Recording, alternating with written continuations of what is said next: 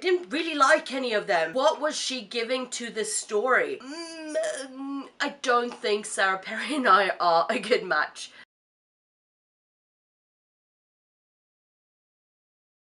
Essex Serpent by Sarah Perry. So, Cora, newly widowed Cora, moves to Colchester with her son, and soon thereafter, rumours reaches them of this mythical Essex Serpent. Cora, who's a very curious being by nature, she starts to investigate, and soon thereafter she meets the vicar, William, and so the story progresses. Honestly though, I can't really summarise the book in any other way than that. I don't know. I honestly don't know.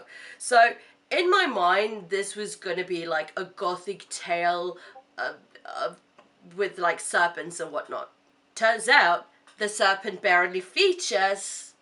I didn't really feel like I got to know Cora or really any of the other cast, and I didn't really like any of them, so I couldn't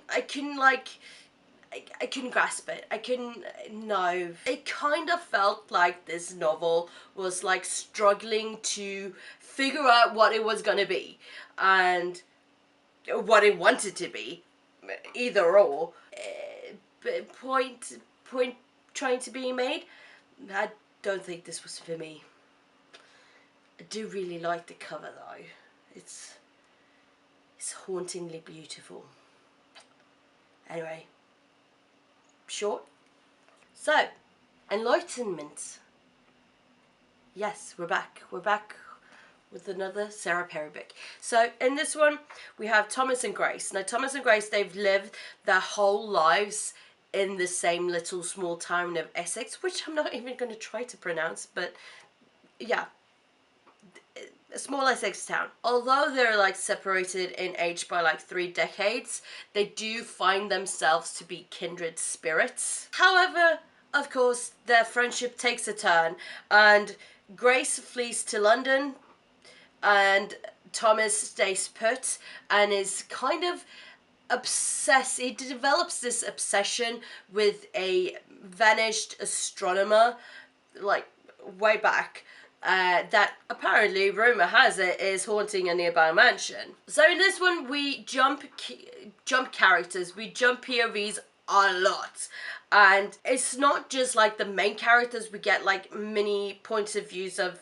massively very minor characters that were like, okay, sure, sure. I did wonder a lot of the time if any of these POVs was actually giving anything to the story, which, I mean, I feel like the main story is this like vanished astronomer kind of a deal, and this, was it comet?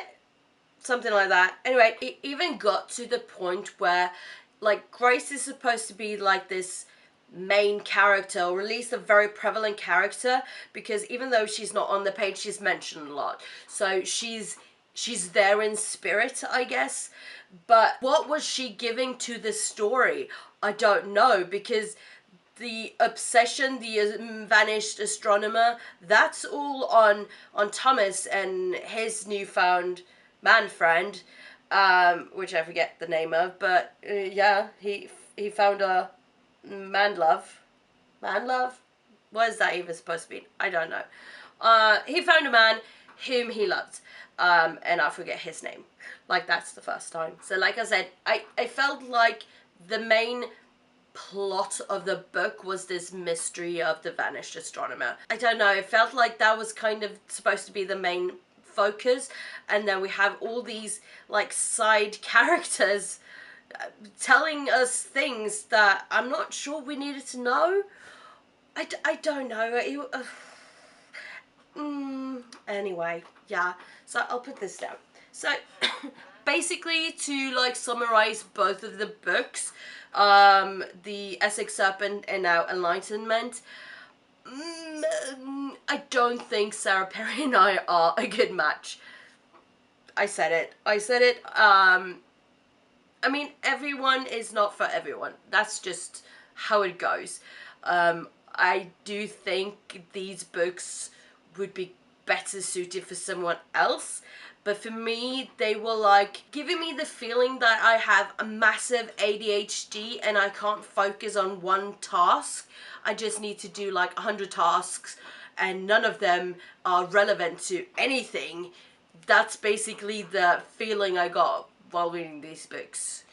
To summarize the thingamajig. I don't know. Anyway, thank you so much for watching. I shall see you all next time. Until then, take care. Oh, bye-bye.